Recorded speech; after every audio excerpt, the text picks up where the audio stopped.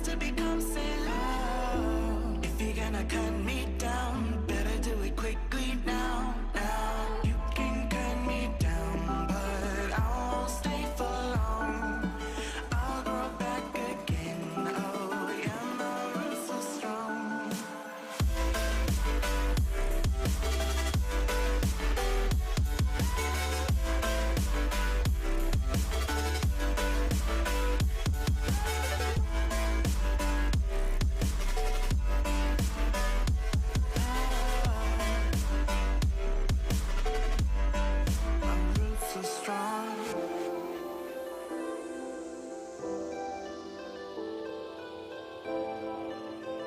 Say the word, say the word.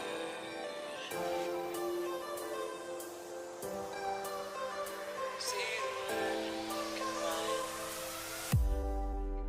Say the word and we can run around the earth and around the sun. Say the word and we can say, forget about that better place. And I know you're healing, 'cause I know the feeling. The streets stop breathing. Don't wanna let say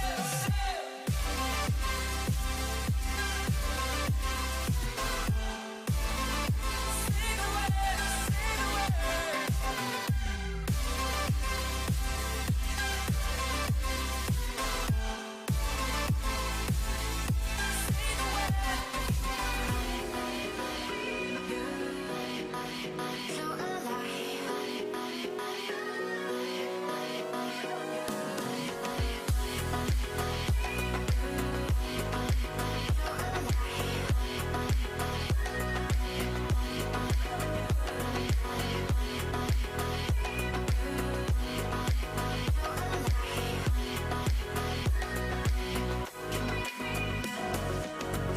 I give in to the lesser fight.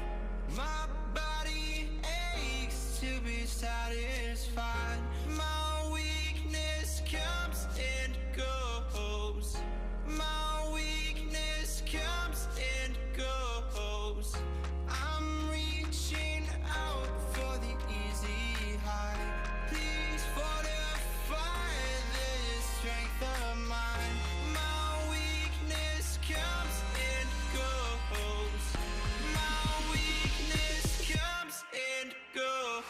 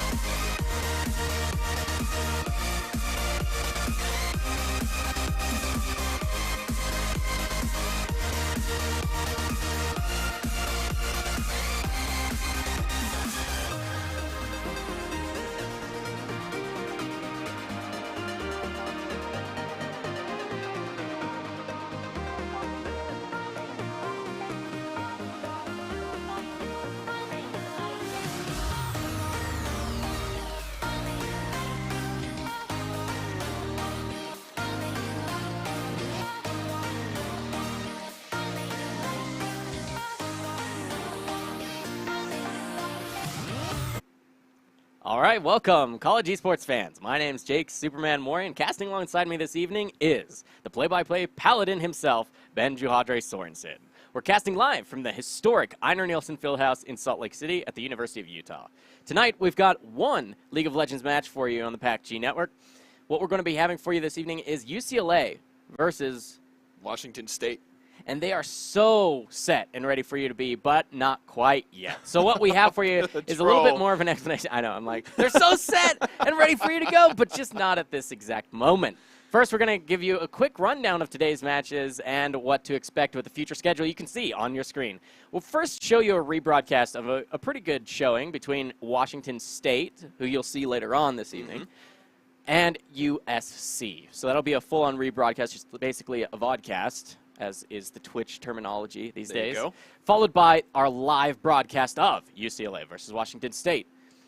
And I'm excited for that. The time is there. It's going to be about 9 o'clock Mountain Standard Time, 8 o'clock Pacific Time. And just to recap here, this is for the PACG. And the PACG is the Pacific Alliance of Collegiate Gamers.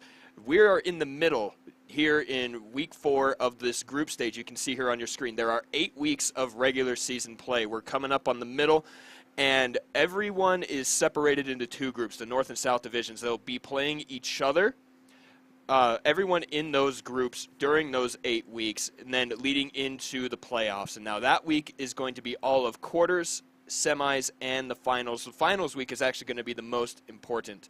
And that's not just for League of Legends, everybody. That is for all 4 esports titles that the PACG supports. That is League of Legends, Overwatch, Hearthstone, and Rocket League. All of those will be played in that finals week, seeing the top teams for all 4 games showing down in the most epic esports weekend ever. Yeah, it'll be really, really exciting, Jihadra. I'm so looking forward to it. We've still got a little bit left of our regular season play. As you can see, these are those different schools in their split divisions. South Division, Arizona, Arizona State, UCLA, USC, and Washington State University. Then in the North Division, we have Colorado, the University of Oregon, Oregon State University, Stanford, and the University of Utah. Yeah, we had the North Division facing off on Monday, and it was some amazing games. But here on Wednesday, we're going to be showing you quickly a matchup that we saw from week 3. That's going to be USC versus Washington State. It'll be a vodcast of that game from Monday last week. And then follow that up with our live showing of UCLA versus Washington State University. But let's take a look at those rankings. Indeed, sir. We can see right here the University of Utah in first place, 3-0, and we actually do know that they have not even dropped a single game. They are 6-0 game score, 3-0 match score. Right behind them is Stanford, another 3-0 in the match score. Washington State University at 2-0, coming up in 3rd place, looking really good. Maybe going to cement themselves in that top 3 by winning against UCLA tonight. Could do it. I mean, it would be amazing for them to join in as the 3rd team at 3-0 match score. Now, just to be clear, Utah is in first place despite the tied match score because they have not dropped a single game, whereas Stanford has 2 losses. Now, it's got to be the colors. Look at these guys. It's all about the red here. It has to be because that's where we are. And yeah, see, we got the red on ourselves here. Great stuff. Seeing these teams coming forward, and that's across both North and South right there. So the top 3 teams so far is going to be Utah, Stanford, and Washington State. Yeah, it should be pretty good to see that match later on this evening. And if you want a preview as to how Washington State plays, they're a real joy to watch. You can continue watching while you wait for us to get set up for the follow-up live match. Again, you said it. It's going to be at 9 p.m. Mountain Standard, 8 p.m. Pacific, right here on this channel, following what we're going to put on in just a few moments, that vodcast. It's so weird to say. It is. I've never heard that before, just seeing it on Twitch. But yeah, a vodcast of Monday's match between WSU and USC. So don't go anywhere. We're about to get that VOD on your screen for you to enjoy some League of Legends action to get you primed for Washington State taking on UCLA just a little bit later this evening. Welcome back, and welcome, of course, to our channel here at PACG. We're broadcasting live from the historic Einar Nielsen Fieldhouse in Salt Lake City at the University of Utah. My name is Jake Superman Mori. I'm casting here alongside Ben Jihadre Sorensen. He's the play-by-play paladin. I love having him alongside me. I'm going to be doing color for you guys this evening. You can check me out on Twitter at SupermanCasting. I'm same place on Twitter at Jihadre. And we like to cast all this sort of League of Legends action for you. We do ULOL on weekends, and of course we're here for PACG. Mondays and Wednesdays, League of Legends action. You guys check it out. We are here Monday evening now into our second match of the night. We had a great Game 3. It went to 3 games here. Amazing. We got to see huge showcase matches between, University of Arizona, I keep mixing that up with ASU. University of Arizona versus the first showing ever in PACG by UCLA, and UCLA did get themselves on the board with that match win, winning games 2 and 3 for that reverse sweep. Yeah, and it was all adaptation in the draft. The first game they tried to kind of match the style of the run at you, crowd control, team fight deal, but then game number 2 and number 3 they decided they needed a little bit more durability, let's call it. So they drafted stuff like Urgot, Sejuani, and Braum, and then later they got the Tarek and the Tristana. You know, I am getting really tired of saying Tristana is the winning key in these PACG matches, but it's every single time. It seems to be the case, at least in recent history. And we're now into what will be our second match of the evening. We're going to be watching as USC, University of Southern California, takes on Washington State University. Let's take a look at those lineups. As you can see here on your screen, we have for USC, Heeshire in the top lane with Jimmy Rustling in the jungle. Never mind that mid lane happening with Wig 5, and unlike them, ending up with marksman and support. Washington State here on the other side. Drubin in the top lane with Power Kook in the jungle. Filthy Hippie running around in the mid lane. Mistro on AD carry and Boodles on support. Yeah, and USC, much like we saw for Arizona last series, is looking to get on the board here with what they hope to be their first match win of PACG. They did fall 0-2 earlier. I believe it was the first day that we ever had PACG against running. Arizona State. Yeah, so a different Arizona, of course. Yeah. They did drop 0-2, didn't even get a game win out of that, but it's possible for them to take a win here against Washington State, who did drop a game in their match win when they were able to get one under their belt. So we'll be getting here into Champion Select shortly to get right off the bat for our second match of the evening. This should be a close game, close match between two well-met teams. I agree, and it's going to be a lot of fun to see also because we just had such close matches here. I want to see USC stepping it up. Even though they did go 0-2, we saw some good stuff coming out of them. Washington State not invincible because Arizona did take I believe it was a convincing game off of them.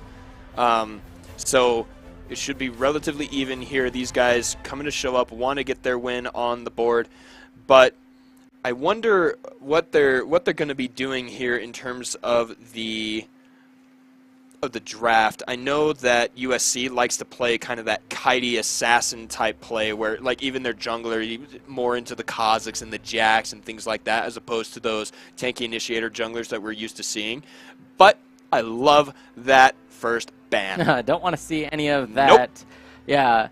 I mean, the Tristana is super, super, super strong. The later the game goes, we've seen it pop off, as we mentioned earlier. Game after game after game, it feels like. We saw an exceptional showing on James, the AD carry for University of Utah this weekend. Wasn't PACG, it was ULOL, their last regular season match. If you guys didn't get the chance to see that, check it out in the videos, the VODs here for University of Utah Esports channel. You and I casted that on the weekend. Yeah, and it was fantastic. That's a Lysandra ban? Yeah, looks like it. A Lysandra ban must be against Nevermind here in the mid lane. A target ban for sure. And I love seeing these target bans. It means that some teams are doing their homework, right? You got to check these guys out, see what they're winning with, see what will be a problem. A lot of the other bans here, the Tristana, the Tarek, Skarner, and Alistar are all really big meta bans. So whether they play them or not, they're good to get out. Same with the Virus. Taking that other S-tier AD carry out, I like that from Washington State, but we got to talk about the Lulu. Yes, we do. Super strong and can support pretty much any late game carry you can think about. Saya, Jinx, others that can still come through. And I imagine Mistro here on Washington State has been a key factor for their team. They might be looking to prioritize taking away whatever they're most comfortable with in terms of AD carries that remain on the board, but this is going to be Drubin's top lane. The Kennen comes through. It's interesting to see it come through. Last series, we didn't get to see it. Arizona banned it every single game, and I think USC either missed it or hasn't had the time to scout it because I wouldn't think that that's such a priority ban, but they made sure to ban it all 3 games. It comes through here. First pick worthy even, And then it's followed up with a Janna. It's a decent answer to the Lulu in terms of support picks. Yeah, I like that they wait until they see the first pick support comes through for Washington State to pick the Kennen. Because if you pick Kennen and then they can pick, say, Janna, you completely dismantle anything that the Kennen would hope to do for his team. So it looks like they're going to answer quite well there, getting 2 comfort picks for their top lane, likely top lane. I can't imagine it's going anywhere else. And the support that's answered with Jimmy Rustling, he's going to be able to pick up this Sejuani here. I want to talk about how it was in, I believe, Game 2. No, it was Game 1 where Rustling was able to have that Sejuani pick, but he had a rough time against, if you recall, it was the Galio mid that came through and put a lot of pressure into the jungle, with Jarvan being able to follow that up, where they just kept catching Jimmy over and over. And you know that as a jungler, if you get caught once, you get caught twice, it just becomes worse and worse and worse. Oh, yeah. Just even to clear your own camps at that point, because you just fall so behind in experience, gold, and the ability to clear your camps fast enough to have map presence. So he hopes, of course, for his team to have that kind of map presence so he doesn't get invaded on once again. Well, and unfortunately, it was against this J4 that does come out. Yeah, that he had to do that. And so now, here's what's interesting. We see that Washington State has decided to start banning AD carries. They get rid of the Xayah first. I wonder if they're going to ban another one and try, because they do have the first pick out of this, so no matter what happens, even if 4 AD carries are banned, they're still going to have the better pick from it. So I wonder what USC is going to do. They're going to pinch the mid lane instead, and I think that that's wise. Instead of limiting your own champion pool, go ahead and start sniping the lane that Washington State hasn't picked. And even top lane ban over here. No pinching allowed. Well, they don't want, I imagine they're just banning the Gnar because they don't want Kennen to have to deal with that. That's Unless, fair. of course, it's being flexed to mid. It's still a possibility. I just think it unlikely. We'll have to see what the last ban will be here for USC. Not quite sure what to expect since they seem to be pressuring that mid lane.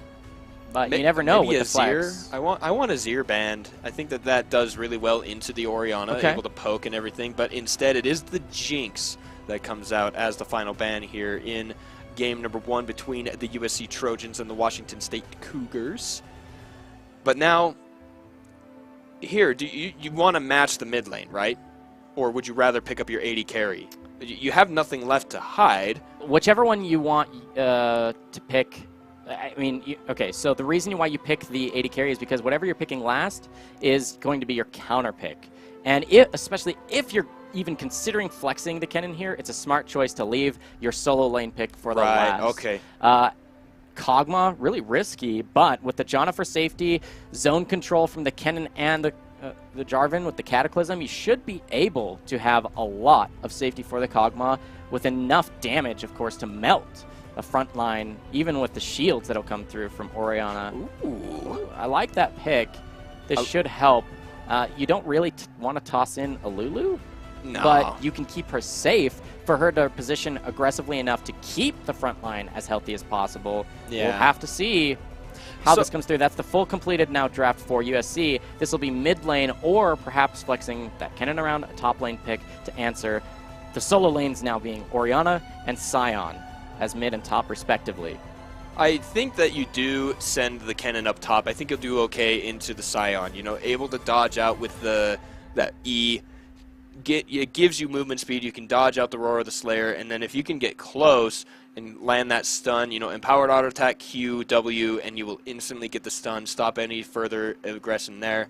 But then it's actually the Victor that comes out against the Orianna, and we saw this exact matchup on Saturday in the ULO match. Yes. And it was mostly to keep Orianna in the lane. Yeah, for whatever reason, it's, once again, a University of Utah player that we were talking about there with it was Kenya who subbed in and ended up picking in Game 3 the Pocket Victor. And honestly, I thought it was really cool that he built this like Bruiser Gauntlet build for the front line kind of reposition and fighter Victor that we're not used to seeing in previous competitive play in any sort of Victor history. Normally you see like the front end burst with the Ludens, the Lichbane even, if you're going for a Sheen item, but I liked the choice. We'll see if he decides to go with a similar build path here, Filthy Hippie. I think he should, because even on the dive a couple weeks ago when they were talking about the buffs, they mentioned a high challenger player in the solo queue who does play Victor. He's a Victor main, and he does that exact thing, getting the gauntlet, doing those kind of things. I think that everyone should try and match that build because it has proven effective, right? You want to be inside the fight. You want to be in the middle of it all, dealing the damage, making sure that you are using that movement speed to reposition. You have a lot of damage around you. And so I think it is a really good pick, especially into the Orianna, who has not quite a passive lane, but it wants to stay in the lane and then roam after a push. Victor able to match the push and follow the roam or get one off earlier. Yeah, well, I think one of the worries here for USC is that they are missing out on a little bit of damage. Unless Orianna gets a lead, then it's really just up to Callista. Callista known more for being a lane bully than that hyper late game carry. Definitely not on the same level as a Kog'Maw post 30 minutes. No. Especially with his rebuff. Yeah. He has kind of been nerfed onto the scaling of his W. And Callista's gotten some buffs to her early damage especially. She gets a bonus AD rather than attack speed. The attack speed moved just to her base stats. So she did get an overall buff, once again, to help her have that lane bully potential. But will that make the difference necessary to stop Washington State getting to the late game where you have the Flash, Cataclysm, and Slicing Maelstrom that just locks everybody in place for Kog'Maw to, like, press W, right-click into everyone with Runon's Hurricane, and then just, like, kind of sit back and yawn, take your hands on the keyboard. Oh, my gosh. Oh, am I auto-attacking? Oh, yeah, good, thank you, production, for showing me. All right, so, but yeah, I mean, that's what you kind of can do. This Kog'Maw is you just be like, I just right-click after pressing my W. If I have Runons with more crit, and of course, even if you have, like, Wit's End on top of the core item itself being the Rage Blade, you're just destroying health bars with just standing there because everybody's locked down in place. That's kind of what is being set up here for Washington. So an interesting thing about Washington and their damage right now is it's very magic damage heavy. Jarvan is your main source of physical damage because of the way Kog'Maw's built, because that magic shred on the W is magic damage. When you have the Rage Blade, it adds on that, the Wit's End also. Yeah. So prioritizing magic resistance is probably going to be a very good idea for USC, and maybe the 2 armor items, I think. Yeah, it sounds scary. It's almost like a losing battle, though, because if Kog'Maw does build the multi-man on hit, Rage Blade, Hurricane, Wit's End, then he's shredding your magic resist, shredding multiple members' magic resist, giving him bonus damage, amping the damage of his teammates that are dealing magic damage, as you mentioned, and even more to the effect, I think, will mean it's smart for Victor to build kind of like that off-tank bruiser type build so that he can keep the fights locked in that. I mean, the gravity well can make a huge difference. Huge. Well, I'm interested to see how this game plays out because I think both these teams have shown us that they're comfortable on these types of picks, whether that's in their own match histories or what they've shown here on PACG's streams. But I think scaling, no questions asked, is absolutely in favor of WSU. Oh, yeah. I mean, name 2 champions that scale better than Kog'Maw into the late game. Vigar. Touché. But that's because he has infinite scaling. You can say something about like Nasus fair. Or Sion even. Sion here is on the side of USC, but his infinite scaling is just health, which is what Kog'Maw does best, is shred health stacking champions. So we'll be loading here onto Summoners Rift shortly. This is going to be game 1 of our second match of the evening. This is week 3, day 1 of the Pacific Alliance of Collegiate Gamers Spring Tournament of League of Legends. This is week 3 out of 8 of the regular season before we get into postseason playoffs. So battling for position on that. Remember, it's the top 3 of 5 out of each region that will move on to the postseason, into the playoffs, and have a battle for the winner of our first ever season for PACG. And with that, right, USC needs to get their first win. Washington State wants to staple themselves as a 2-0 team. Should be a really interesting match to watch. We've been talking about it, like the dichotomy between the 2 teams, setups, the damage types and everything. That's a new Kog'Maw skin. I don't think I've seen that one. That is the Hextech exclusive Kog'Maw skin. Ooh. Was released about 3 or 4 patches ago. It is one of those ones that you have to have 10 gemstones to get. Oh, so, wow, there you go. It's nice eye candy for everybody who's going to be watching our stream this evening because they'll get to see that and its animations. I like it. decide for yourself if, you're sitting on 30 gemstones, of course, and if you want to spend 10 of those on the Kog'Maw skin, go for it. But, yes, here we are onto Summoner's Rift. Minions have spawned. This is going to be standard bot-side leashes for the junglers, WSU, USC. Game 1 out of the best of 3 here on Summoner's Rift. I want to see the Kennen play. I had the chance to play Kennen a lot in past seasons because he was really strong, and he's just fun to play. My wife also plays League of Legends and loves watching Kennen play because she thinks he's so cute. I like this skin especially, Yeah. just as another note, because it's like a superhero one. It's so good. Superman, superhero. Okay, I can see that. I like it. I also like the Super Teemo, kind of, Yeah. Anyway, but I hate Teemo. He's Yeah, terrible amen. Teemo. I'm just Amen kidding. to that. 3 stopwatches this Oh, game. it's a little It bit is- more than we're used to seeing. Yeah, we've seen that start falling off just because of the paths that they changed in the runes. Wow, that was decent damage there with the comment landing as well.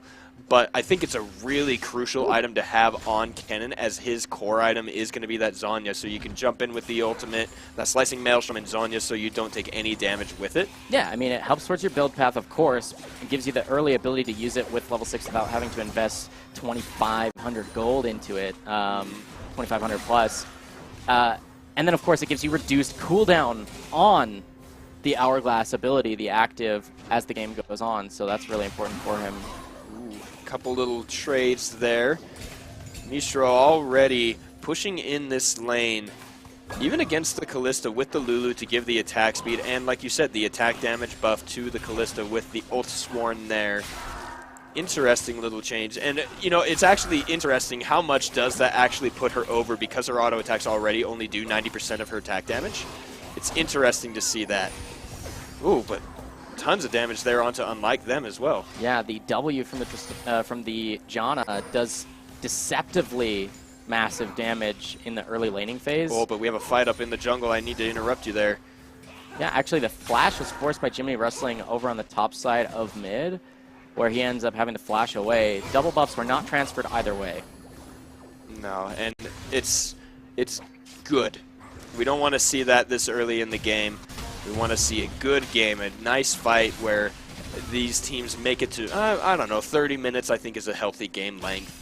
We don't want to see stuff snowballing out of control at 2 minutes. Well, at 30 minutes, you have to be worried if there hasn't been a massive gold advantage for USC, because at WSU, we mentioned in Champions League, they're kind of built for scaling almost for free towards a win with just what they've drafted for themselves. The all-in with a Kog'Maw to boot is just going to do so much damage. The Jarvan is topside, but the pressure is already here for Drubin. Yeah, he is going to get the push in. I think it was a wise path here to go up, just to be able to get to your Krugs there. And if you were in position for a gank, PowerKook showing he is very good at those ganks, giving a lot of pressure last time we saw him on Summoner's Rift. But just going to farm out his Krugs, maybe go back after that, finish up his item. It looks like he's out of charges on that potion. Time to go home. Yep, want to stay safe too. We'll see. Taking stock across, it looks like there's just the smallest of leads in the top lane for that Kennen, who has that range versus melee advantage. And this should be a little bit more of an advantage in bottom lane now too for WSU, because the Kalista will have to return to base, heal back up, gets a Vamp Scepter to remain healthy in lane, but you can see this is going to be a huge wave crashing at the turret that will just be soaked in experience by Unlike Them here on support. And it's interesting, the same thing happened in a pro game. Someone was like, well, they just got a random Vamp Scepter, but it's to help build into the Blade of the Ruined King first. And which is a fantastic item on Kalista, because you're going to be attacking and stacking and trying to deal all the percent, especially, the Hurricane finally gained popularity when Kalista was released, so you could rend multiple targets. Being able to do that and have the hit point shred from the Blade of the Ruined King, very, very strong. Ooh, this is the skill shot. Yeah, you can see this is just in favor of the Kennen when he can abuse the range. But good on Heshire here for being able to keep those CS numbers really close. That's really important for him so that he can hit, of course, get gold. That's an important part of laning in League of Legends. But more importantly, so that you don't just get way behind a damage threat because if you fall way behind the cannon, it'll become harder and harder and harder to take those fights. Ooh, Speaking nice of fights, that is the knock-up missed on Unlike Them, but there's a slow from Boodles. All the attacks onto Unlike Them from Mistro. Very good gank there, burning both flashes, and it looks like the Summoner heal was burned earlier. Yeah, it was down already before she had to base. You can see there is the fight in the top lane. Oh, lot of damage there. Hishire needs to be careful. He flashes away. Flash burn to get away from the Q, and first blood for Drubin, but he needs to be careful. Heshire is going to deal a lot of damage if he gets close enough. He does not. Jimmy Wrestling is there. He got hit by the turret. He gets hit by the Chilling Smite. One auto attack, and Jimmy Wrestling does get revenge for his top laner. No assist gold goes over to Heshire. That's got to hurt, because that would just be essentially 200 free gold that would go over to USC to try and answer that, but it ends up just being the 300 base of that kill. That's really unfortunate, especially for Heshire, because he doesn't get anything out of it. He just loses that. And his wave's in kind of an awkward spot for him. It'll be pushing up towards the cannon, reducing even more of that golden experience he could get from the minions to try and stay in this matchup. That's got to spell a little bit of disaster for this matchup in the top lane. If you're a fan for USC, it's going to be needing a little bit more pressure up there. It's W. Oh. Janna. That slow is so crazy. You can see Airy going in there and dealing decent damage on top of it. But here's that advantage you were talking about. Almost 20 CS ahead now is the Kog'Maw. Mistro farming great.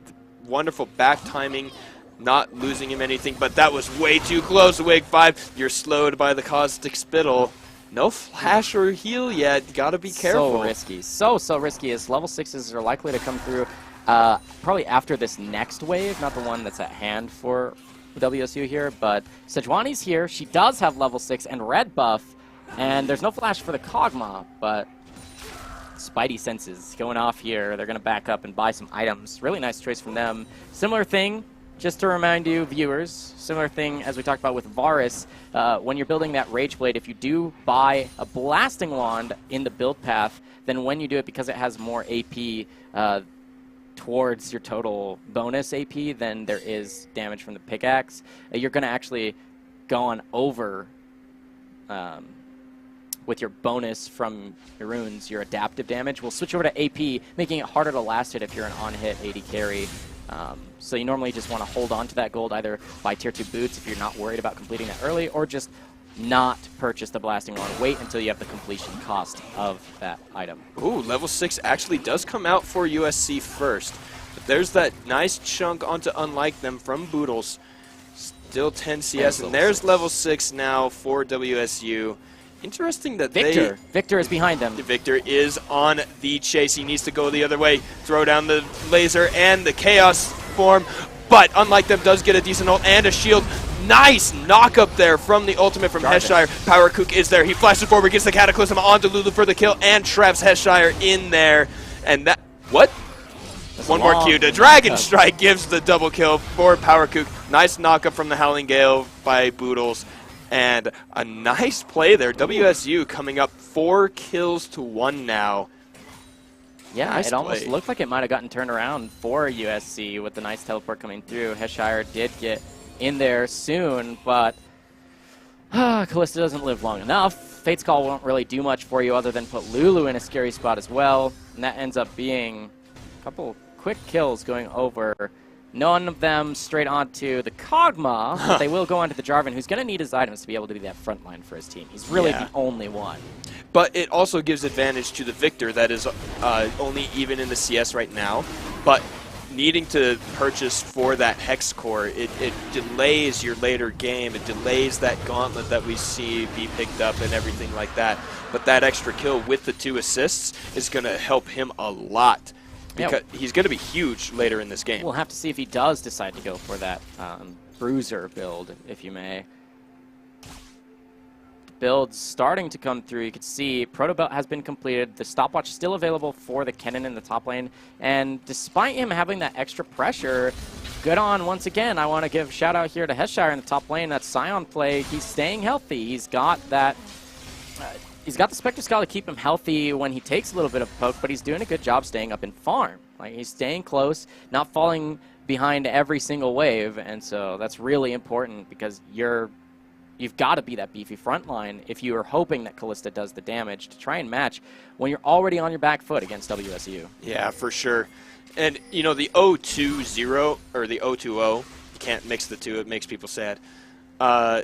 Record here, he is only 5 CS down, but the 0-2-0 on the Scion means that despite being 2 deaths to only the 1 bite from Drubin, he is doing very, very well. Like you said, the great credit to him keeping up in the ranged versus melee and having an extra death.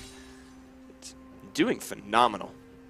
I love watching stuff like that. So the idea here for USC is, as they've been trying to do, try and spot out the Jarvan. Make sure you don't get any more, he doesn't get any more good ganks off, and try and have multiple members show up to wherever you think you can get something. Right now, I think that has to be either mid lane or a bottom lane. Mid lane, Victor doesn't have flash. Bottom lane, Kog'Maw, relatively immobile, should be able to lock him down. Or even catching the Janna right off the bat can be a good way to go about it so that she dies before, say, she can Howling Gale disengage or use her Maelstrom to back out. But this is the Sejuani. There's a ward in the river, but she hasn't been seen yet. There's Fate's Call. Flash is back up for Mistro, immediately jumps away. Sejuani goes in, but here comes the teleport from Drubin. It is canceled, but there's the ultimate onto the Janna. The ultimate from Lulu. Also, Budos is really low. Nice. Tornado, I stand corrected. The Monsoon, all the damage there, unlike them, is probably going to go down. Power Coup gets the killing spree. Filthy Hippie picks one up, gives one over to the Kog'Maw.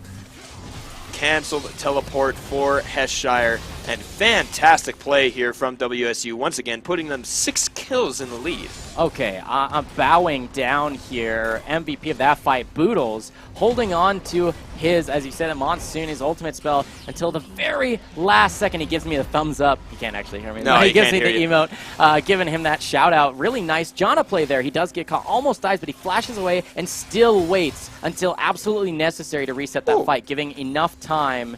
Caught in rotation, unfortunately. Giving enough time for Jarvan to show up. And nice play there. You mentioned WSU coming out big. They're now up 5,000 gold, and they get the first brick in the bottom lane.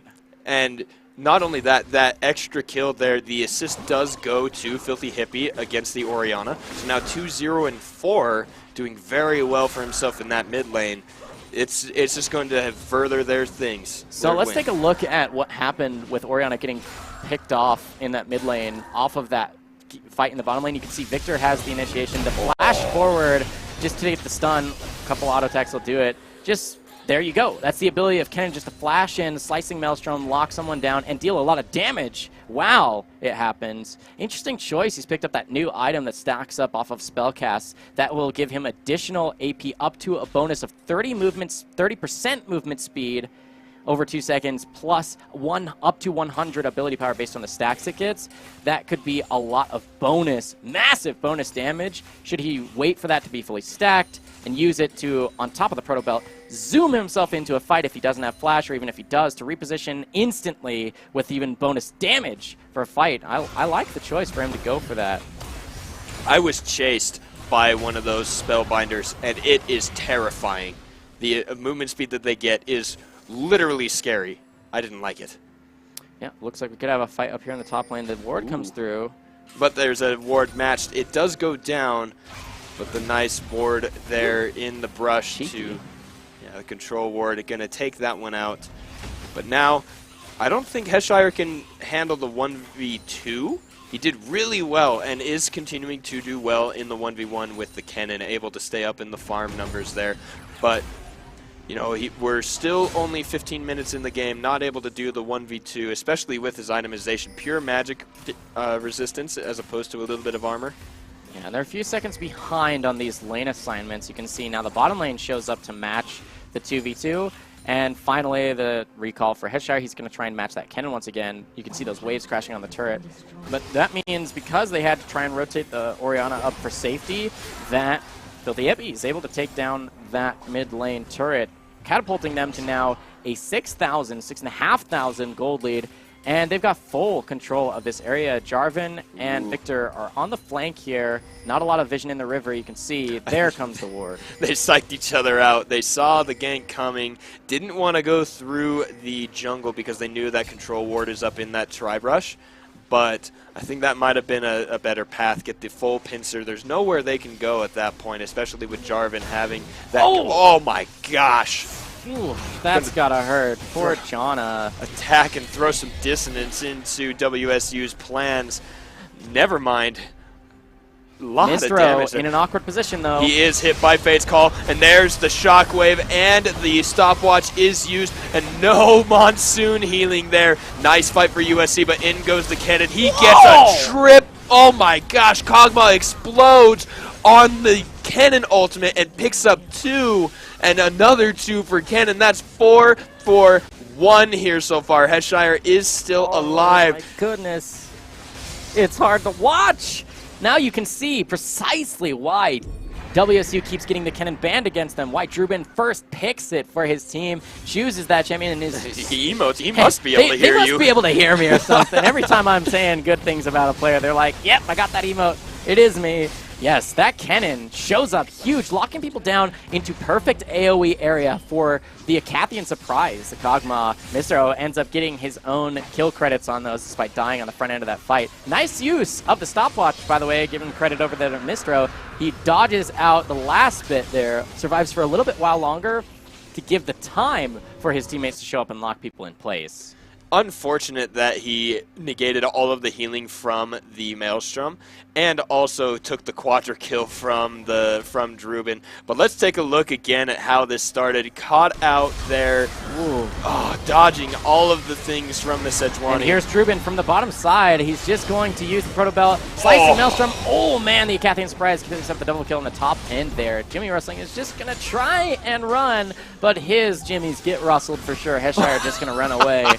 Flash over the wall, not going to get locked down any further. He's tanky enough to get out relatively scot-free. Man, what a fight, though. You can see the team fight potential. We're approaching 20 minutes only, but with the gold lead this massive... That is a decent slow, and the ulti, the flash burn from Mistro, as well as the summoner heal. Both summoner spells down. Drubin does have his ultimate back up. That's the first of the passive there to get the Mark of the Storm onto Orianna.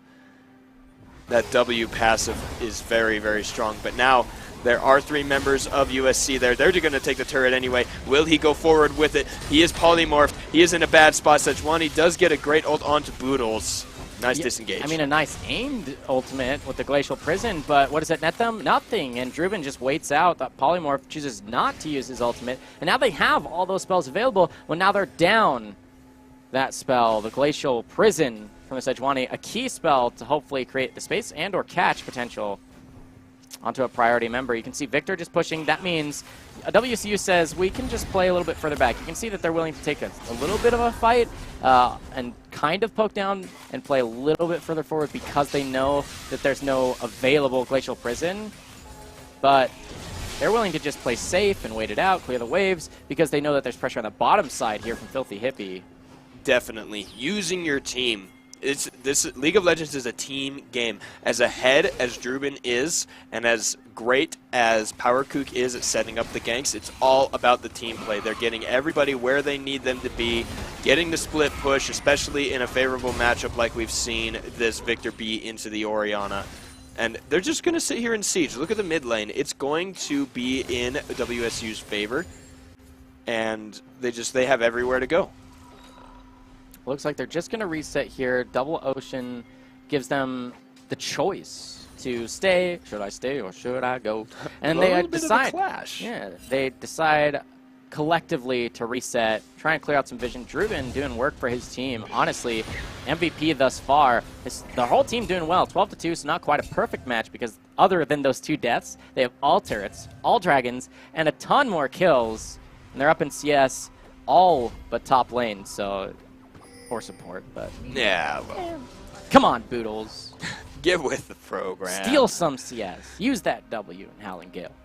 You should just rob the CS. I Yeah, love use it. your Zephyr to take the cannon. All right, they're looking to fight over a vision now that the resets have come through. You can see there's 2 core items completed here on the Kog'Maw, and he has red buff on top of it. That means you're going to have on-hit true damage burn on up to 3 members if you can get that Rune on Hurricane to be hitting champions only. Well, and, you know, the great engage from USC in the last fight. made it so that Kog'Maw couldn't do that, right?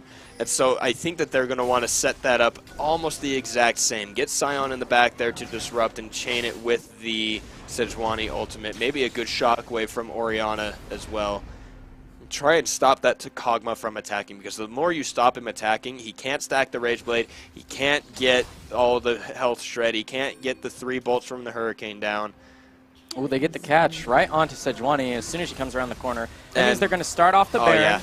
No reason not to. No ultimates were used, minus probably the... Ouch. Wow, yeah, very, very strong there. Not healthy on the... Oh, he flashes forward, he wants it, but the shockwave was huge. And now the Cataclysm goes in. They will use the stopwatch and pick up another kill. Power Kook does end up going down. So does Heshire. He's going to turn around and start beating faces in. He will not pick up a kill there. Drubin a little too healthy, but another great fight for WSU. Though, well played by USU all in all to get at least a trade. Yeah, USC gets the nice shockwave from Nevermind, but other than deleting out the Janna, who's really, really squishy, it doesn't really set up that fight for victory. You can see it was a little awkward because Drubin had to use his Flash and Proto Belt to barely mostly be on just like Heshire and clip the edge of the Callista. Lucky for him that he did end up catching her out. Otherwise, it might have had things be turned around. But at the point, the gold lead is telling the difference. It's 11,000 in favor of WSU, and they can look to pick up now their 3rd dragon of this match. And remember, dragons are even more powerful now. Just their simple buffs of the elementals alone aren't the big deal, but that they make that much more of a difference. Let's take a look at how that fight played out near the Baron pit, as we'll go to that replay. You can see Drubin starts off with the Proto Belt and Flash to get where he is, and then just kind of has to walk forward, does get the clip, but you saw that shockwave just do work. Cataclysm puts Power Kook in a scary spot, and he will fall, I believe, to Nevermind and Heshire.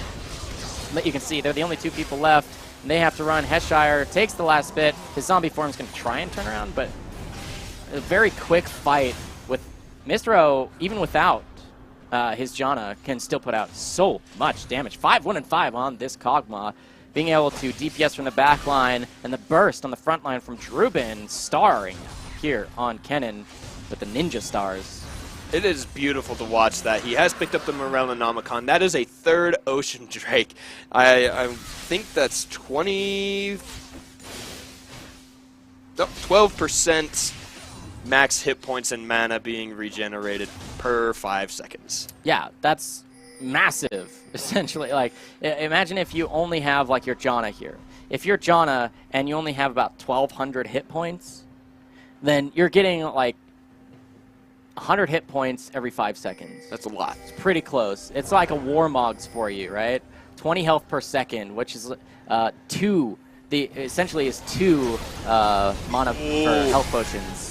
Looks like Filthy Hippie almost goes down, but Orianna does instead. Power Kook has a lot of damage. I was just looking at his inventory. He doesn't have any tanky stats, but he's got a lot of damage. And now there's a stun from Drubin. He does take down the Callista. Unlike them, is going to be the next target. He gets the nice shuriken to pick up that kill. They jump it forward to stop Heshire from being as far away as possible, and there is the ace in favor of Washington State University, doing so much in this game. They've already taken down the turret. That means they're going to take an inhibitor without any further resistance. Yep, full damage. Jarvan gives his life and will fall. They take out the inhibitor, break the base open.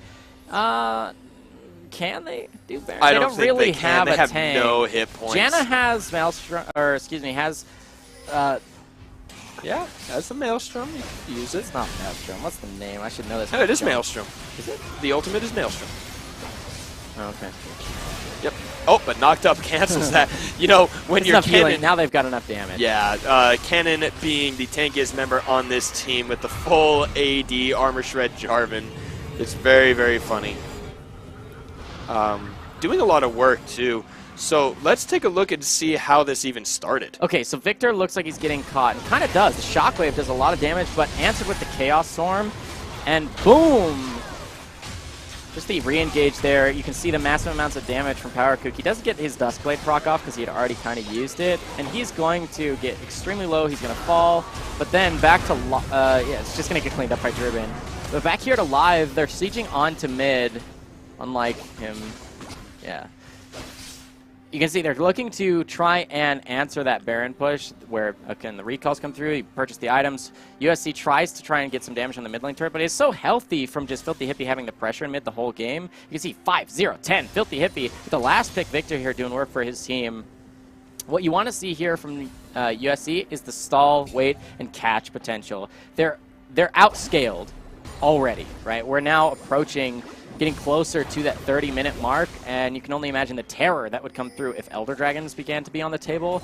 WSU could get those. So your hope here for USC, your only hope, is to play division, try and set up some control wards and get a pick, or multi-man picks. But you can't really do that if your Callista's on the bottom side split pushing, can you? Awkward. And so they're going to take this turret like it's nothing. The attack speed stacking up from the Rage Blade, plus the Baroned up minions. Attack speed coming from the Demacian Standard if Jarvan wants to put that down. And now they're on the next turret. But a lot of damage poking down Mistro here. Now Callista has rejoined her team, but Kog'Maw can just get the range and the attack speed and hold on to this pressure that they have. Cannon minion is now there with the Baron buff, going to deal a lot of damage here to this turret. It's already taken down about a fifth of its hit. Ooh, Drubin has the inside track. They either catch him here or they have to give up pressure. Ooh, you're right. And he has flash. Fate's Call comes through.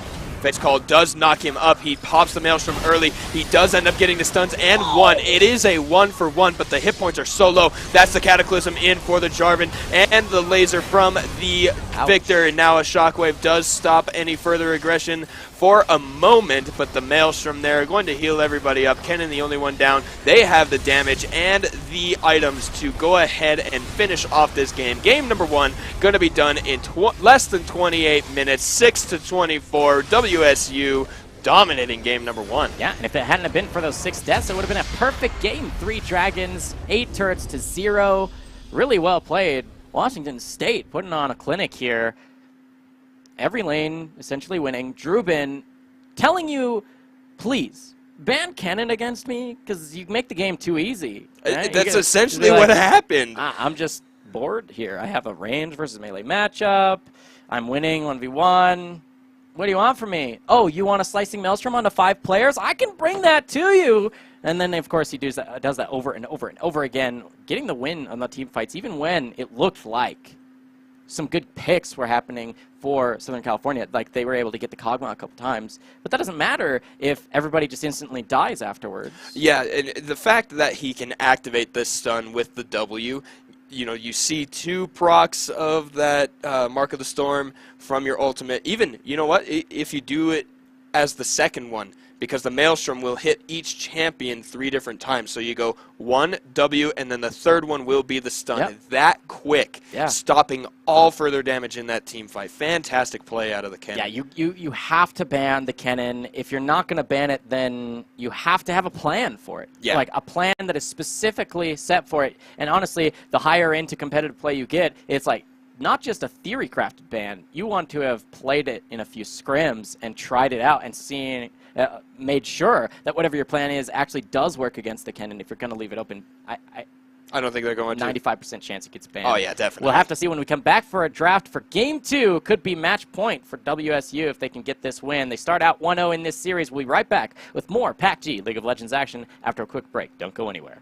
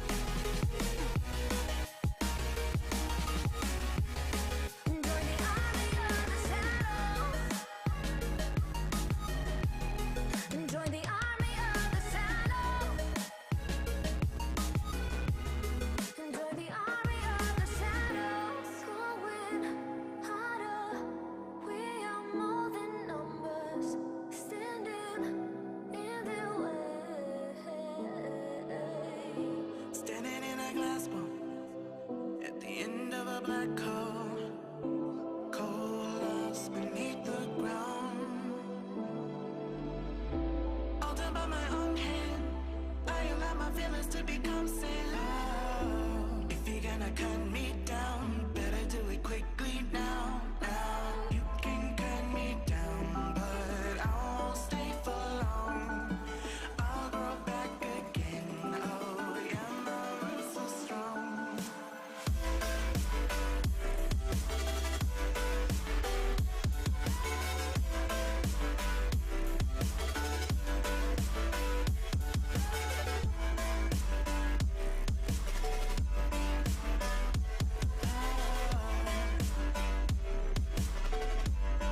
My roots so strong.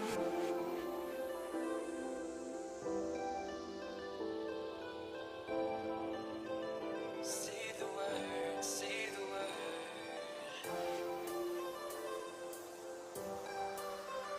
Say the word, come on.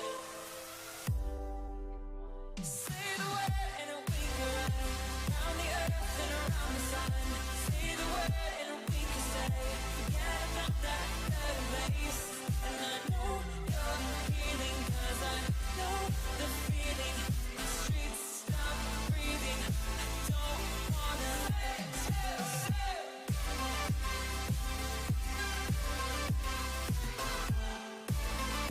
say the word.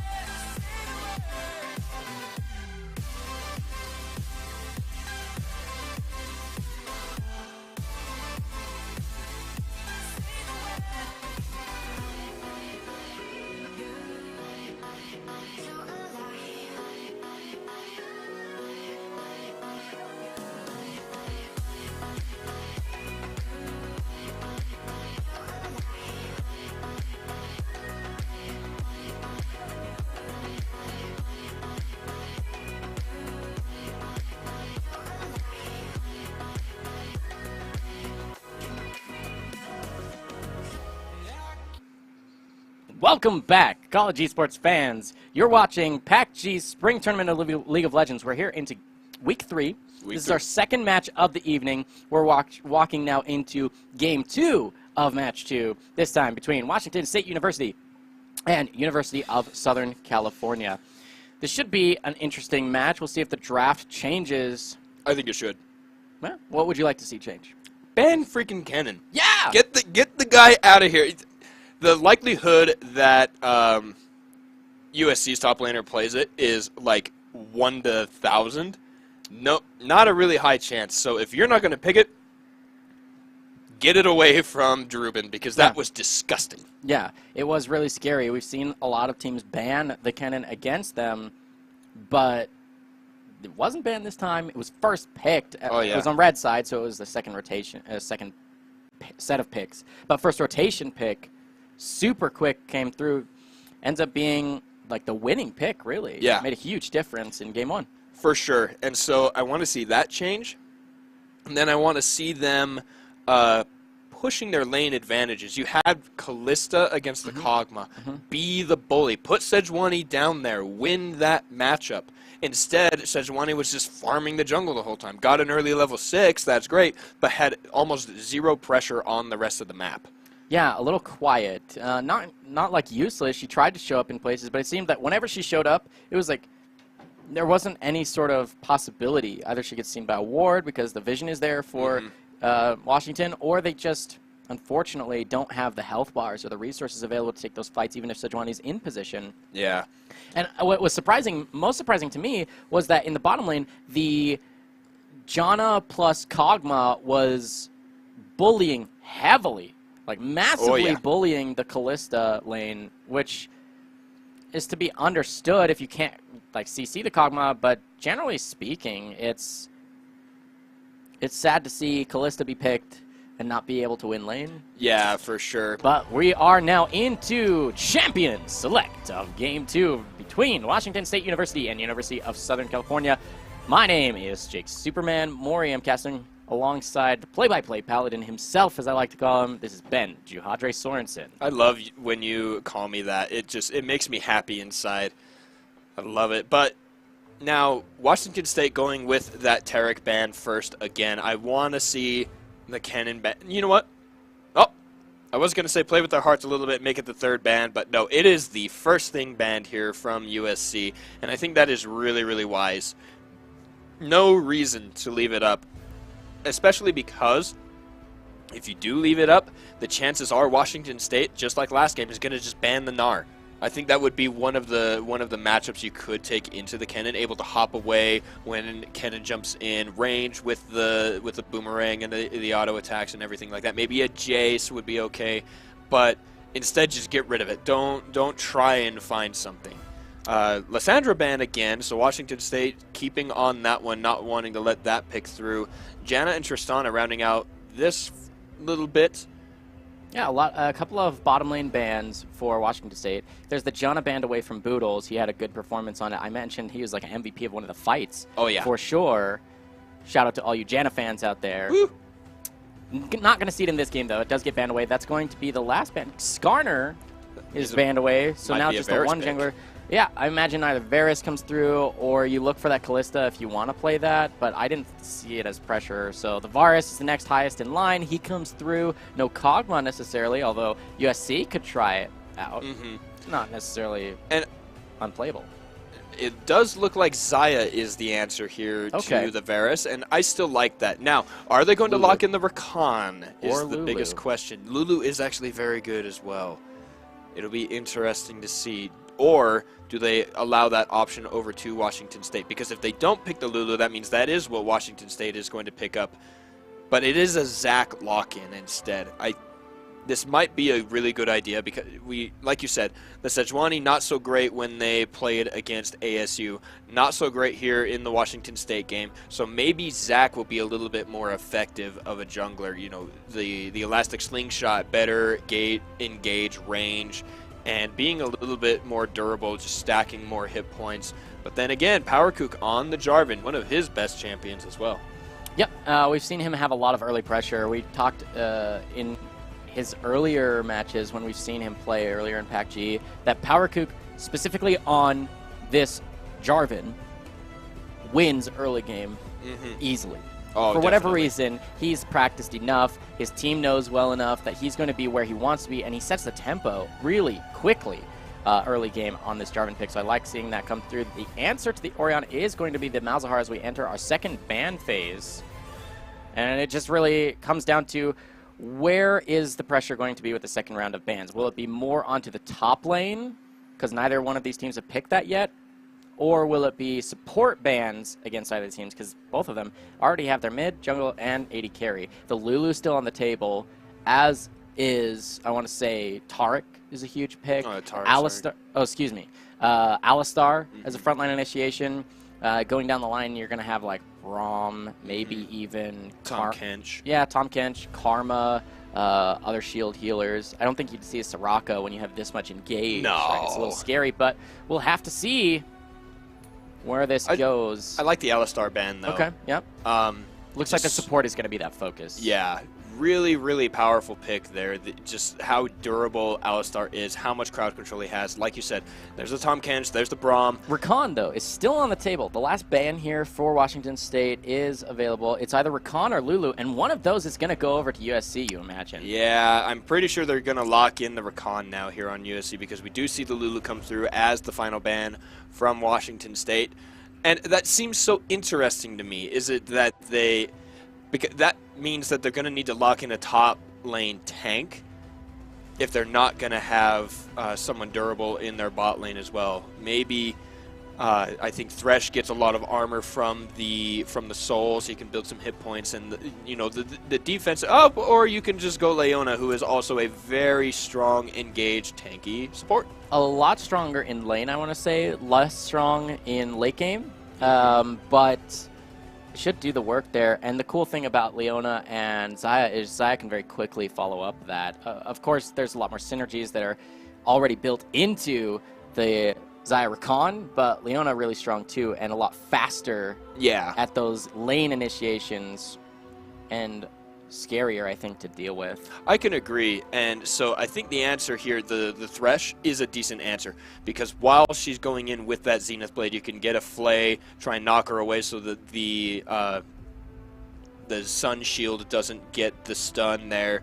And the Sunlight passive, where your allies deal bonus damage after you've dealt damage from Leona, like you said, very easy for Xayah to capitalize on, because you don't even need to have the auto attack on the champion. You can attack the minion in front after casting a spell and hit him with a feather. So it's just really, really easy to be able to stack all of that.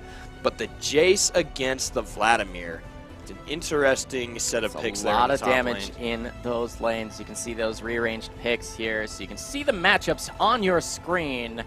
We're going to be getting a delay shortly just for that spectator delay before loading onto the Rift.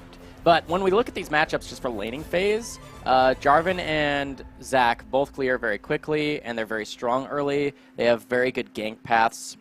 They don't need a lot of gank assist from their laners. They just need more damage, essentially. Mid lane should be a farm fest. Yeah. You're really not going to see either of these guys looking to pressure the other out. Orianna has a little bit more ability to, I think, like try and harass, but it is risky every single time because you don't want the Nethergrass post level 6 to come through and then you just have Zac show up out of nowhere. And of course, early on, you don't want the I keep wanting to say space aids. Malefic Visions is the technical term. If you want to get technical. Oh, it's not even about technical. It's just that a nice the thing to say. colloquialism. Yeah. Even on top of that, the command attack into Dissonance is only going to hit one of those half the time because of Malzahar's passive. Yeah. That spell shield is going to make it really easy to stay in the lane against the Orianna. Meaning you either have to maintain that aggression and not allow him to have his passive come back off cooldown, which means you're going to be playing aggressively and relatively risky, or you just sit back and it is a farm fest and you just hope for junglers to make the difference. But then again, it's very difficult to gank a Malzahar that has his passive up, so yeah, at some point you have to see Filthy be playing a little bit aggressive there. So that's mid lane. Bottom lane, though, I want to talk about this.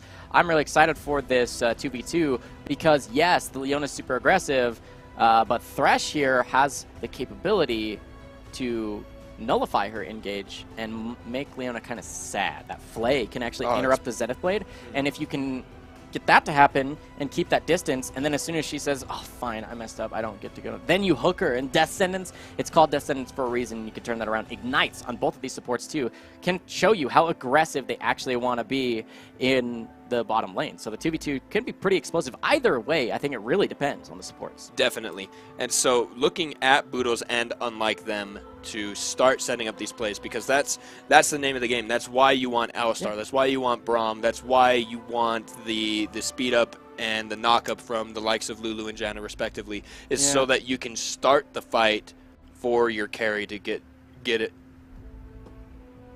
I forgot how to speak English right to there. Be able to get there and deal damage. That is what I wanted to say, yes. And it becomes that much harder when so many support bans came through. There were I think there were 3 on both sides. If I'm checking back, it's Tom Kench, Alistar, and Janna were banned out on red side, and then Lulu, Braum, and Taric. Yeah, 6 out of the 10 bans were on that support. Jeez. And still, 2 pretty good support picks come through. You definitely like these choices, because you know that Boodles likes to play the disengage type champions. Thresh can count as one of those. And then, of course, the opposite is true for red side, where Leona going to fill that role of frontline, initiation, start these fights when you want to start them and when you want to fight. And it's interesting that Leona hasn't had the resurgence that those other kind of tanky crowd control-y supports have.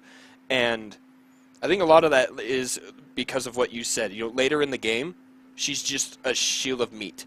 She doesn't really have that engage potential. Her ultimate really easy to dodge because of how long it takes to cast. You have to combo it. Yeah. If you don't, they get out and you miss it completely and it's useless. Exactly. And so I think that's the biggest reason why Leona hasn't had the same surge that those other crowd control-y tanky supports have had. Yeah, what you kind of want to see from the Leona is roaming, I think, would be the biggest deal, because unlike Malzahar, there's no passive spell shield on this Orianna. If Leona can get like Moby Boots or just like get a sneaky little roam to mid lane, that can make a huge difference. I mean, Nethergrasp already applies so much CC. If the damage is going to be there for the Malzahar, you just bring Leona to provide the CC and lock down even further. Even with a 3-man, you include the Zac in there, it's pretty much a guaranteed thing that post level 6 you're going to get a kill onto Orianna, even if she has Flash. She has no cleanse, and it's not on sealed spellbook, so she can't swap that teleport away. And so I think what that means is the later parts of the early game into the mid game, there needs to be a really high priority in vision for the blue team red side jungle, because that's going to be your gank path. In the river, in the jungle paths, all over it. You need to make sure and keep an eye on that because of that exact reason. Yep. Because if Orianna gets caught by the Leona, a Zenith Blade into either Malzahar ult or the Sun Bash with the Q from Leona, either one is going to spell the ults from both of those champions to become the chain. Yeah, and here we are on to Summoner's Rift now finally loaded in. This is, again, Game 2 between Washington State University and University of Southern California. The one win is already under the belt here for WSU. If they win this game, that's match point, and they take this best of 3 very quickly and convincingly. Minions have now spawned. Those are going to be flooding these lanes shortly. Looks like to be standard leashes, as Zaya and Leona will be leashing that blue buff for Zach, the red buff for Jarvan, going to be leashed by Mistro and Boodles on Varus and Thresh in that bot lane. I didn't get to see if Powercook had the skin, but I want him to be wearing the Darkstar Jarvan. Darkstar Jarvan. Nope, it's going to be the Dragon Slayer Jarvan. Well, because we have the Varus, Thresh, Darkstar and bot lane. Orianna. All Ooh, three of them. It could have been Darkstar team. It could have been, except, Vladimir, and I don't think actually the Jarvan one has been released yet. It has been in the concept and is announced, but I don't know that it's been fully released. Yeah, I was like, that's got to be a new one. I don't even remember it. But they're at least going to have that bot lane synergy. Playing a little forward, there's going to be some damage to trade for Nevermind. Those are the Malefic Visions, is just being able to trade. Maxing that one is going to just continue the duration, and the amount of damage is going to deal very, very strong coming out of the Malzahar here. The Unsealed Spellbook for him, though, you have the teleport first, I think, to kind of shove the wave with your little minions, go back and get an early item, and then come right back to lane. What would you swap that for later on? It's kind of awkward, because normally if you're going to take Unsealed Spellbook for lane, you do what Vladimir's doing, where you take your aggressive combat summoner in lane, just in case you have the opportunity to maybe get a kill for yourself. And if you don't use it, it's still off cooldown, meaning when you swap it, you get an immediate teleport. Whereas Nevermind here is stuck with the teleport despite having Unsealed Spellbook. It's kind of awkward to have that available to you and then want to use it, but you can't swap it if you're going to use it. So you don't have the added safety or aggression of having, either Cleanse or Ghost or Ignite, of course, super aggressive, or even Heal. To be able to swap one of those out. So you don't have that. I think it's just a little bit of a misplay. I can't really come up with an explanation that makes enough sense for the difference there. And so now we're looking here on the bottom lane. We were talking a lot about how this 2v2 is going to be going. And it is Varus and Thresh ahead here. First death sentence goes in. There is level 2 for everybody, but there's that exact interaction. The Flay knocking out the Zenith Blade dive in, and in favor of WSU for now. So the Thresh, a great lock in there against the Leona. Yeah, level 3 finally gets matched here. Ooh, death sentence lands. Wig 5 is okay. He does get flayed and ignited, bursting out the summoner heal. Yeah, the heal came through just a millisecond before the ignite, and that's really important because the ignite reduces incoming healing.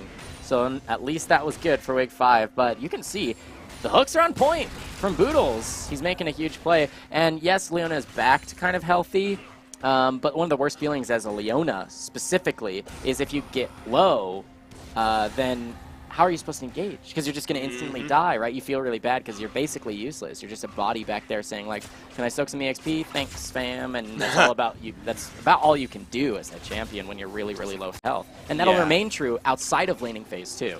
Yeah, and that's, again, probably one of the things that kind of holds her back from being in the meta. One of the things here, we do see the engage from Jimmy Rustling. He does get the stun. Heshire is low on mana. He switches to the hammer form. That's a lot of minions, though, for WSU. Drubin feeling comfortable. He held on to his pool, too. So you can see he hits level 5 first. Zach not interested in showing back up because he was down to about 300 health. Ooh, but the heal and ignite were traded. Unlike them, gets the level up to stay alive. Woo. Very, very close. Mistro going low as well. And so, just like we were seeing, this Thresh really kind of stifling the impact that Leona can have on the lane. Ooh, and this is unfortunate basing here. Okay, so they're not going to do it, but Jarvan's in the wing. Uh-oh. Power could look for a fight. He's going to take a lot of damage. Yeah, Slide's not there to keep him healthy, but I was going to talk about that. Base timing's kind of awkward for Wave 5, and unlike them, because with the wave being in the spot it will slow push and stack. Oh my goodness. Oh boy, and there's the pool of blood, and, you know, flash forward, ignite, get him with a spell, and that's first blood to give him the emote thumbs to up. boot. Nice gank, bro. This is a little cheeky there. Drubin feeling confident off of his amazing performance in Game 1 on Kennen. He gets the Vladimir here. Going to feel comfortable into this matchup. Looks to be winning it so far. Good on Jace for staying close in that CS. Teleport to come through to make sure he doesn't fall behind. In fact, he'll probably get a lead in CS here. But that's going to be first blood in exchange for his 2 summoner spells. Drubin off to a great start in top lane. And this is exactly where we want to see Drubin if you're a Washington State fan. You want to see him snowballing and really messing up this lane for Headshire, because the impact that Jace can have, it wasn't seen in our last series because he kept missing the shock blasts, but if you hit them with the amount of armor, shred, or lethality that you build with the Jace, is just ridiculous how much damage you can end up dealing with only 2 or 3 items. Yeah, and I had just mentioned that one of the worst feelings here for USC is if you're Leona and you're looking for more engages, then if you're Leona and you get bursted down by, say, you mentioned the Shock Blast combos, you're kind of sad, right? Because you can't initiate. And that's a main component of USC's competition here, is starting those fights with Leona and or Zach and having the damage follow up. But if you're not able to do the engage because you're just down all of your health, you're really in trouble. Yeah, definitely. And I like the roam here. We see it from the Malzahar. Never mind trying to go up there. They still want to try and fight Drubin. But honestly, what I think they need to do is they need to leave top lane alone for a little bit. Gank the mid lane. Nevermind should be able to out-duel Filthy Hippie just by pure champion pick. Or, you know, go on the bottom lane. They're pushed underneath your turret the entire time. No reason not to go down that way. But instead, they're trying to focus so hard. Just let Headshire play safe. And let that not scale necessarily, but don't keep feeding the Vladimir the kills. Yep. Again, the CS is kind of there for Headshire, but Drubin, you can see, he's maintaining control of the tempo of this lane. He decides when the fights will happen on his terms, right? But down here on the bottom side, you mentioned it's really equal. The gank path for Zach wasn't going to come through. Orianna was kind of playing down to that side at the time. And you can see now with the first blood gold, with the CS numbers slightly in favor in the lane mid and bot for WSU. It's going to increase that gold lead now to 1,500 or so. It's 1,300, 1,200. Pretty close for early on. It's not going to make a huge difference. But you can see the jungle difference is actually massive. Level 6 is already available. Cataclysm there. Jarvan's top lane. Ooh, and there is the jump. Headshire is going to go low. Power Kook is taking a lot of damage. One more turret shot there. Wow. Goes very low. Zach, though. Double buff Zach with his passive. He might look to grab this kill. If he does, he needs to land this perfectly. Power Kook is the target here. He does take turret aggro. Smacked. Wow. Fantastic layering there. Jimmy Rustling doing a great job. Empowered Q going to heal up Drubin. Jimmy Rustling just going to absorb the XP there and go back. Well, that'll make up for that EXP difference. Whoop. He's going to cancel it, try and soak the EXP, or at least stay here for safety, and dissuade further aggression onto that turret. Drubin there. You don't want that. Speaking of aggression, now the teleport is coming out from Drubin.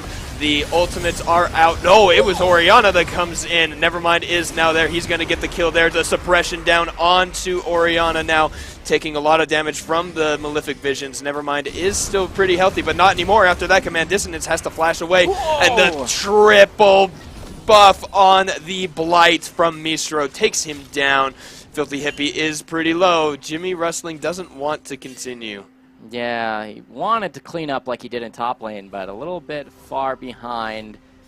Jace didn't have teleport to show up, and it was Nevermind who traded teleporting down there. He's now swapped that summoner spell to be Ghost. It's on cooldown because the teleport was used, but he's hoping that that'll make a huge difference for him to weave in and out of fights around his cooldowns. But it's good for Mistro here in the bottom lane to have survived all that. Gets a couple of kills for himself too, meaning not only will he shove this in, have the extra pressure, but a good base timing for him to be able to pick up even more damage. Again, he's looking to build onto that on-hit Varus, meaning his first core item will be the Rage Blade. Ooh. Another fight here onto poor Heshire. This guy has got to feel so sad because in pieces. Both games is just dominating this guy's lane. And you know what? He's doing really, really well. All things considered, he was the Scion last game against the ranged cannon, got ganked 4 times, stayed even in CS. He's only down 14, 0-3-0. This Jarvan, this PowerKook just destroying all hopes Heshire has of having the chance to play League of Legends today. Yeah, really unfortunate for him. He's got now the Executioner's calling. He says, if you're going to fight me, at least you're not going to be able to do it without taking any damage. You can't heal it all through. That's not fair. So he's going to spend that 800 gold, but there's a fight in the bottom lane. Underneath the turret, Leona going to fall. Yeah, does go probably a little too aggressive and gets flayed out and killed underneath the turret. That is 3-0 now on the Varus. Mistro doing quite well for himself. But Oriana's that's Oriana there. The ultimate from Wig 5 is used, but all that damage from Wig 5 and the turret. One more auto attack ought to do it. The feathers go out. Wig 5, actually a really decent outplay there. Yeah, he forces the flash in exchange for his own out of Filthy Hippie and does take down the Thresh. So nice play there. There's a gank in mid, though. That stopwatch timing was gorgeous. Saving PowerKook's life. Jimmy Rustling almost getting a perfect let's bounce. Never mind able to follow up on it, but good timing. Now, we see Drubin. He's here. He is unable to further the fight. Instead, they clear the wave underneath the turret. Nice work here. People trying to make things happen, and good disengages to stop it. Yep, I mean, it's just going to be League of top lane, right? This is Drubin popping off once again, as he did in Game 1. Filthy Hippie not wanting to take that bounce. Does get out of range. Trying to catch back that gold advantage. It's pretty close in mid lane, actually, but let's take a replay of that Leona dying in that bottom lane. As you can see, she's a little deep, honestly. Oh. No reason to be looking for that fight. No. You know, there's some really good players here on WSU, and unlike them, the Leona's just dying underneath turrets. This is going to be Dragon coming up soon. You missed my fun, dude. Look at Leona's name. Unlike the, oh, well, I here's see. the fight, but I am sorry, so sorry I missed all of that, but there's not a whole lot to say about that fight. Just a Cataclysm knock-up, everything just destroys poor Heshire. He is now down to 0-4-0. Poor guy. I mean, Yeah, just getting bullied. This is kind of what you saw from, it was C9's top laner Licorice, the new guy, right? And he came from the Challenger Series, got a lot of hype, and then he just got focused down, especially when C9, this was a couple weeks ago, they took on Echo Fox, and he just bodied him in what was supposed to be a winning matchup, the Lucian versus Gangplank. But now, Nevermind is taken really low. He has to flash because he doesn't have his ultimate until just now. But one more auto attack, Nevermind secures a kill! Solo kill for the Malzahar in the mid lane. Dots, motor dots, motor dots. And he comes through and he ends up getting that kill. Nice play there. And poor Heshire.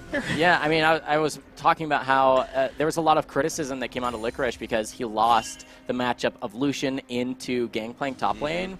But there was just so much focus up there, and it's not player playing bad. It's just team play. What are you prioritizing? And they prioritize very heavily that top lane.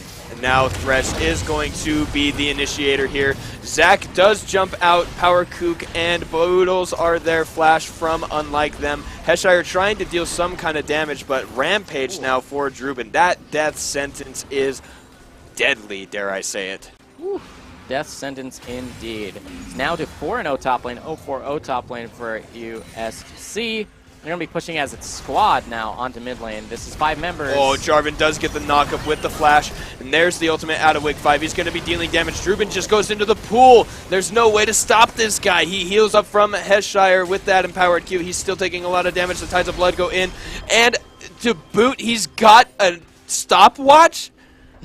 This guy is untargetable. Oh, man. Feels bad. Feels so bad. Drubin carrying WSU to victory here again in second of 2 games so far. 5-0-2, 10 stacks on his Dark Seal. He's just going to back out there. We'll see. He does have that Seeker's Arm Guard, so he's going to be building that stopwatch, which is now broken, into now the completed Hourglass. Really nice timing for him, too, because it resets that active, so he can use it once again. For sure. And that's going to be tilting beyond belief. Just the amount of time this guy is unable to take damage is just so silly. And the fact that he can heal so much with that empowered Q, especially with the 10 stack Dark Seal, just really, really feels horrible for poor Heshire. We're 16 minutes in, no item completed here for the Jace, and that just feels so sad. I feel you though, Heshire. I was in a game not too long ago where I got bodied by a Kled where 17 minutes I still hadn't completed an item.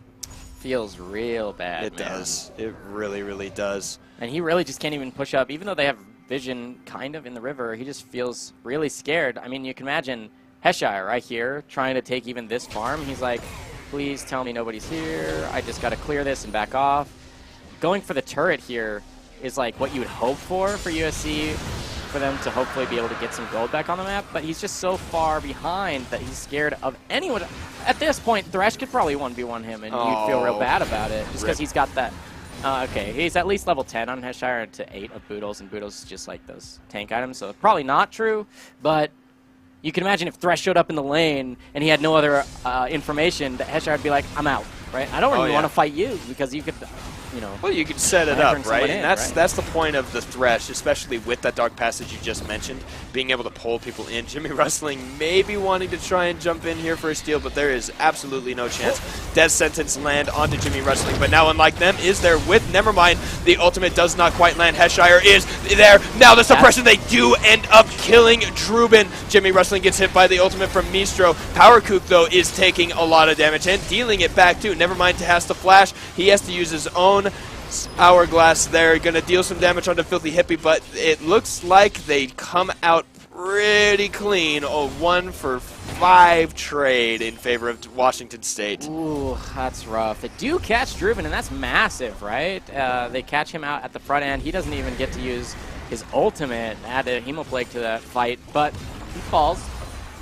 Good for the USC, but after that, the problem that that fight was simply that USC started the fight, Leona and Zach there, without anyone else. There wasn't damage to follow it up. Nevermind was kind of close. Zaya slightly behind, but it took him a while to show up, about the duration of all the crowd control that came through. So by the time they show up, things are able to be turned around, and you know, Orianna can just look for a shockwave, reset, put the shields down on people. Luckily, they were able to pick off Drubin at the fight, because you can imagine if he had to live for half a second longer, be able to throw down Hemoplague, do his whole combo, and be able to use his Hourglass and get the healing back from Hemoplague, he doesn't die there. No. They all die, get an ace, and even more probably taken. They might even look to take, like, not even just one lane of the base. It might take even more. They probably, with that, probably could have taken the next inhibit turret, but unlike them, tries to dodge out there. He gets a decent stun. That would have been really, really cool, but Orianna can still cast Dissonance while the ball is on an ally.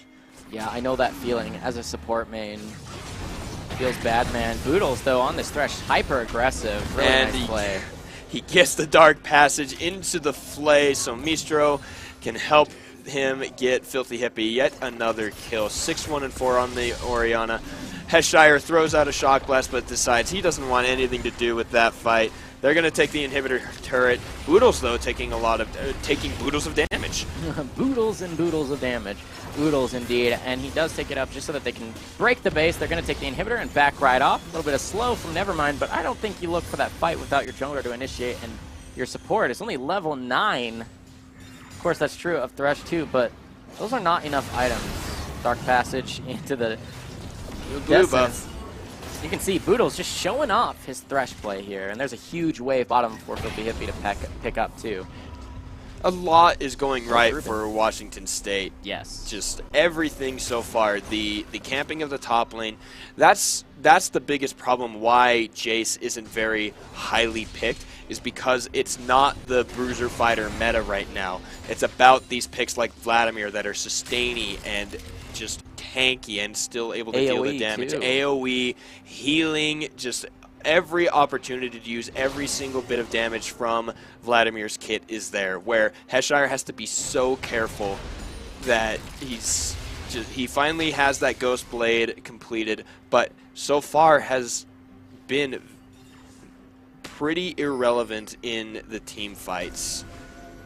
And it feels so bad to say, but you know, the same can be said of all of these picks right now. Why Leona isn't in there? Why Malzahar has also fallen out of favor a little bit, because his ultimate is strong, but it only neutralizes one target.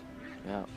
It's really scary here, honestly, for USC to contest any neutral objective. You can see 2 levels up here for PowerKook, meaning his smite is massively stronger than Jimmy Rustling. Jimmy Rustling, 60% health before this fight even starts, and they don't even have vision of the pit. There's the teleport going to come through, give him a slight bit of vision.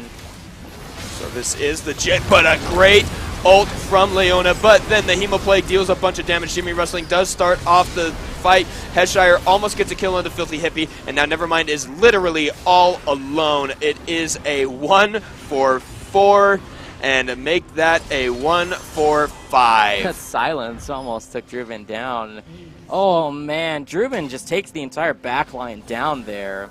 Heal's going to come through for the extra move speed. They're looking to end the game. This is going to be a 2-0 for WSU. The Shockwave stacking ultimate hat. Amen. For sure. They're going to be looking for this Nexus turret with the super minion. One more behind them too, coming right onto your screen. You can see Leona's there. But will she decide to 0-6 it? Maybe, maybe not. Now Zach is here. Jace too. Zaya. I don't think they can take this fight. They can't. And there is Druben. He is almost dead. He heals so much. There's a flash down onto Druben. They just can't fight him.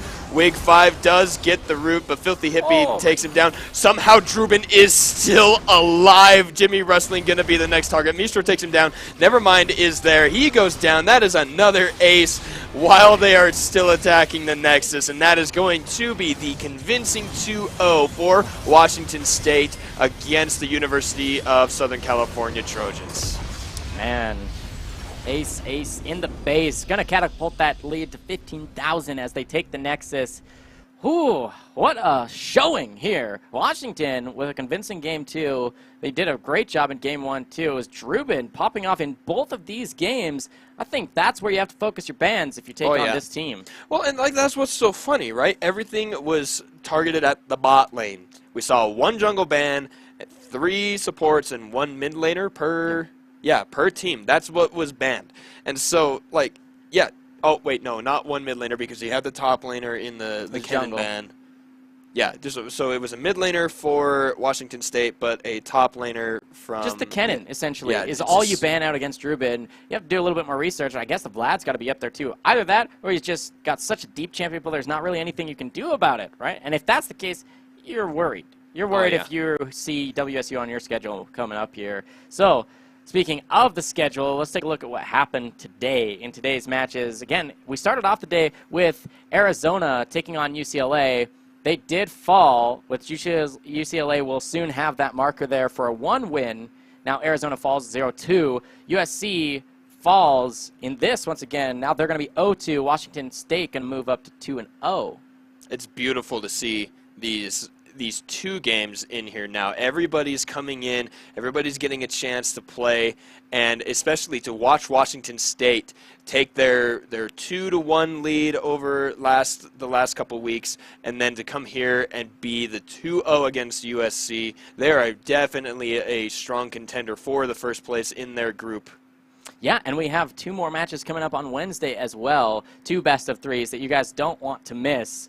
I'm really excited. I mean, the PACG has been started now. This is our 3rd week, so that'll be day 2 on Wednesday for League of Legends. Yes. But we have other titles that we support as well, don't we? Oh, yeah. No, the PACG is not just League of Legends. There is also Overwatch and Hearthstone and Rocket League. I believe Overwatch is tomorrow. Thursday will be Hearthstone, and then Rocket League on Friday. Those same starting times, 7 p.m. Mountain Time. That is 6 p.m. Pacific. Come here, support your teams, watch them play, and cheer them on. Yeah, I mean, your favorite schools, they're playing in all these different titles. Everybody's included. So you want to check out more esports action between these collegiate matchups, then join us Monday through Friday, right? Every single evening. Again, as you said, Giadre, told you guys it's 7 p.m. MST, 6 p.m. Pacific. But yeah, that's going to do it here for us this evening. We've had great matches. It's been a pleasure to cast. An awesome evening, of collegiate.